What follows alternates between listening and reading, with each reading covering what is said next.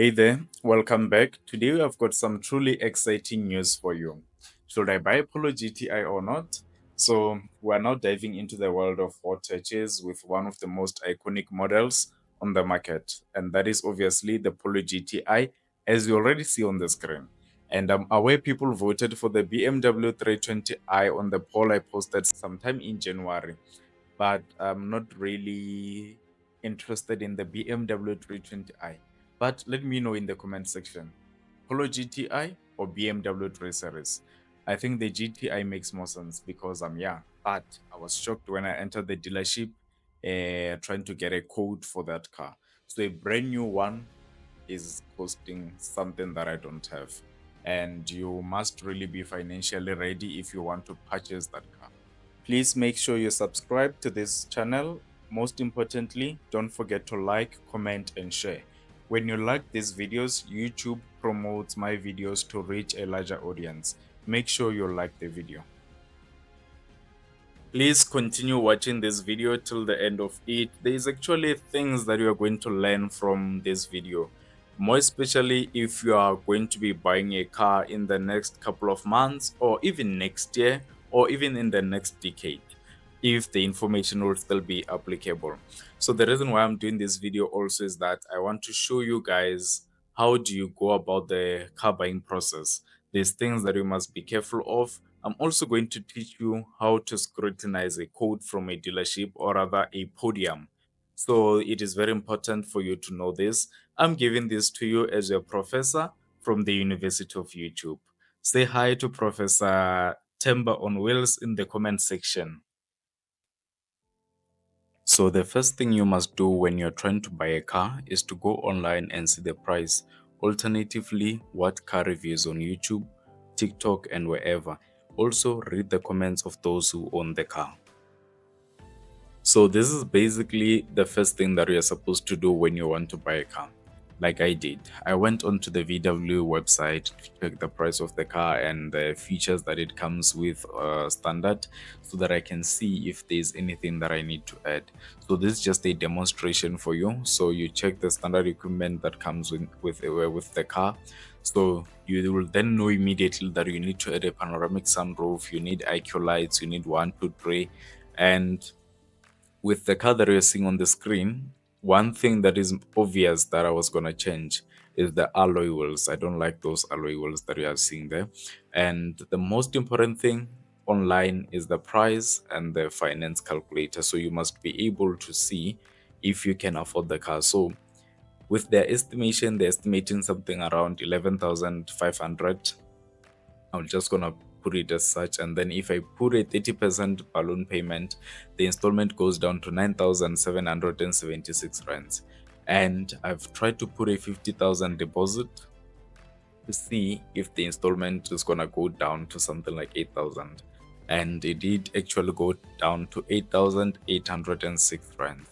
So if you can afford 8,806 rands, don't take chances, because now you're putting 50,000 of a deposit and also having a balloon payment. So that is not a smart way of doing it. Rather pay off the car, focus on that, on paying it off, rather than doing this thing of a balloon payment and also trying to put in a large deposit. Sometimes it helps, but at some point it doesn't help. The goal should rather be to pay off the car. So you can use the balloon payment to your advantage, by the way. It's not always a bad thing to have a balloon payment on your thing. So sometimes you can just use it to your advantage. So this is basically the first step of trying to look for a car. Some of you prefer browsing on Autotrader, but in this case, when I want to buy a brand new car, I can start on the website, then go on Autotrader and check, is there a dealership that is discounting the car or selling it at a little bit low for a lower price compared to the original price as advertised on the website.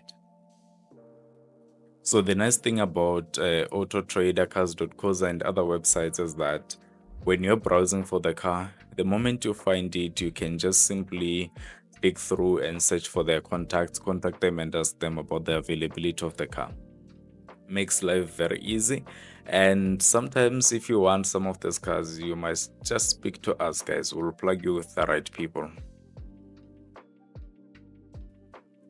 Following all of this, I then decided to drive to a VW dealership in Pretoria for me to get a chance to see the car in real life and decide at that moment that this is the car that I'll be driving on a daily basis.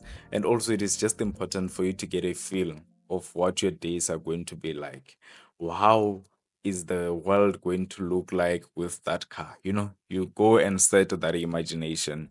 But the most important thing was for me to get a quote because now we've done the online part of browsing for a car. We've seen the price, 580 something thousand. But now with the code, it comes with a bit of a higher price than the one we see online. So it is important for you to get a quote as well so that when you do your calculations, you do them in a realistic manner, you see. So it is very important that you get your quotes. I'm quickly going to take you through the quotes as well. Now, the first quote that I got, the total came down to 653,815 rands. So that is a lot of money. Remember, the original price on the website was going for 580 something thousand. And that is quite reasonable, isn't it? But then now, when you go into a dealership, you add a sunroof, you add the nice wheels, you add the comfort package, and you also add leather seats. After all of this thing, you're gonna add smash and grab. That is obviously something that you don't wanna miss having on your car.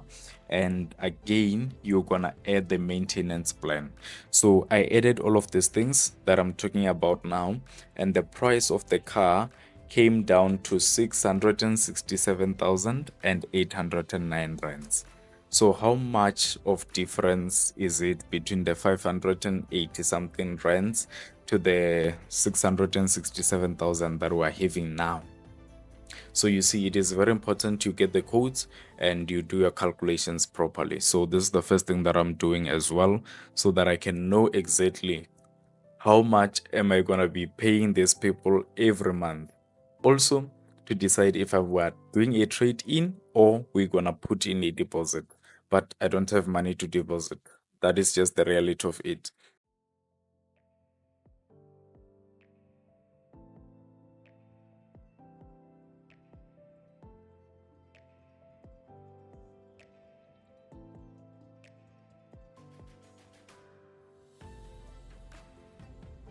Now that I know how much the car is going to cost me, it's time for me to calculate my monthly repayments for the car.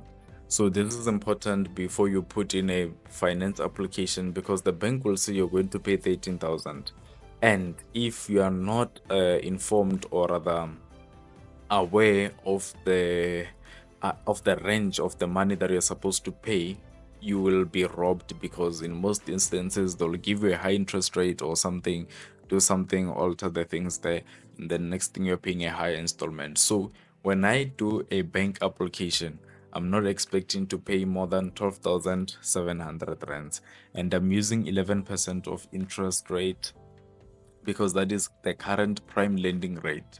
So if you still don't know the issues of the prime lending rate, repo rates and stuff, say in the comment section, we'll make a video for that. And then you see how much the interest is. 915,200 rands.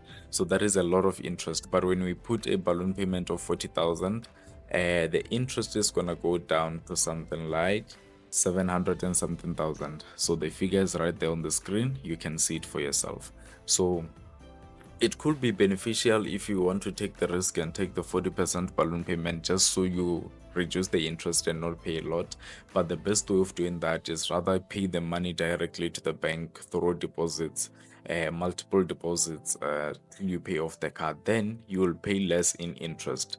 But if you're going to pay your car for the whole 72 months, high chances that you're going to pay a lot of money when you're not even supposed to. So you can just pay off your car as you get money, as your bonus, put in money in your car finance.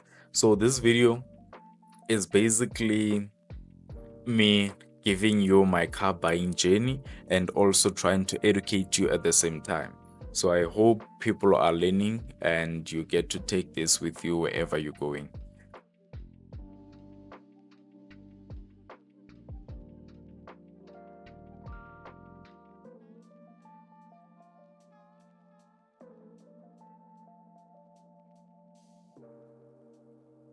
On the introduction of this video, you might have seen that I said this car will be the alternative to the Polo GTI, but not exactly the two that we are seeing on the screen. The specific one is not on the floor.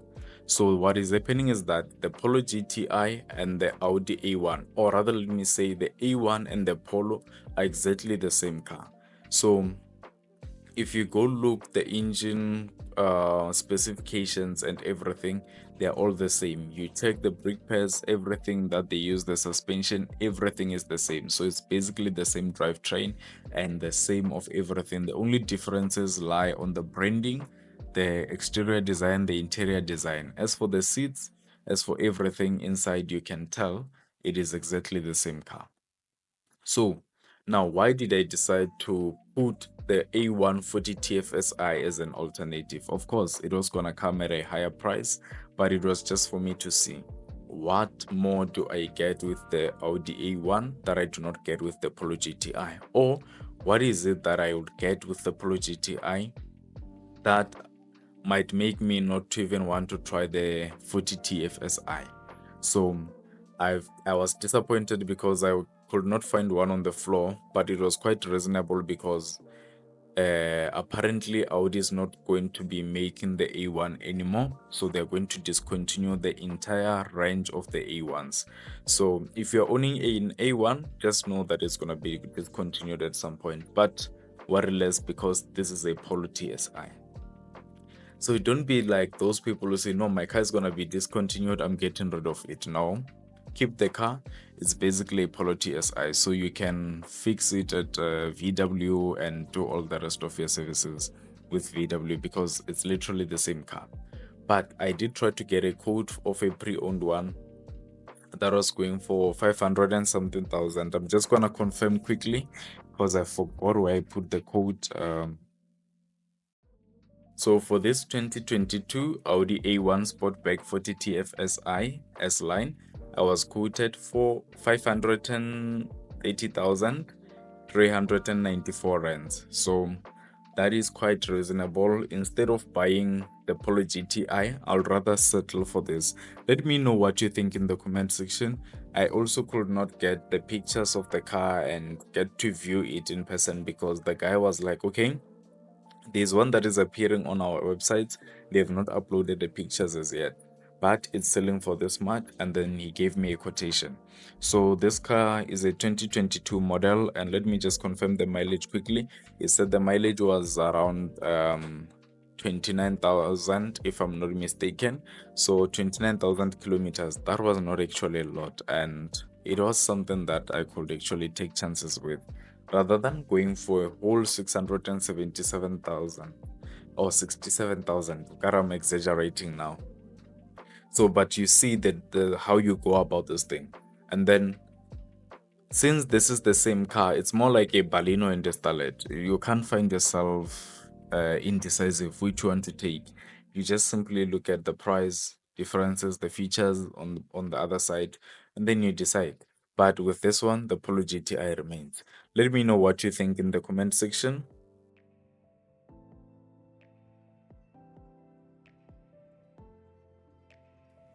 One thing that I found interesting on the Polo GTI was that they charged me 5,100 rands for smash and grab.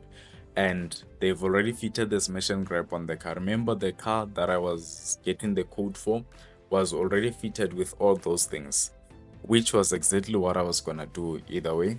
But remember now, they've put it, and I can say to them, I did not want a car with smash and grab. I don't like cars that have got darker windows, tint, and all of that. They can't remove it because it's already tinted and it's got that smash and grab. So what they'll rather do is to try convince you this is for your own safety, 1, 2, 3, but you can say, no, I didn't want it.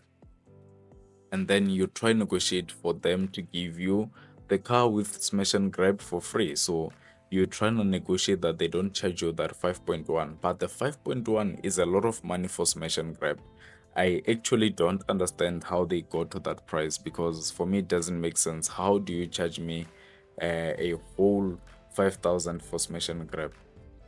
If now you go out there and get smash and grab for yourself, you're gonna do it for around 3k or 2 point something, and high quality stuff that I'm talking about. So it's unreasonable that they charge us all these things, but they're in the business to make money and not in the business to give charity. So we can't judge them to that extent.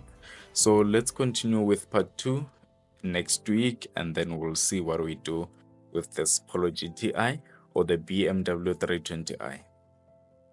Please do not forget to smash the subscription button if you have not subscribed. And most importantly, like I said, like the videos so that YouTube can promote these videos. Thank you so much for watching. Till we meet the next time.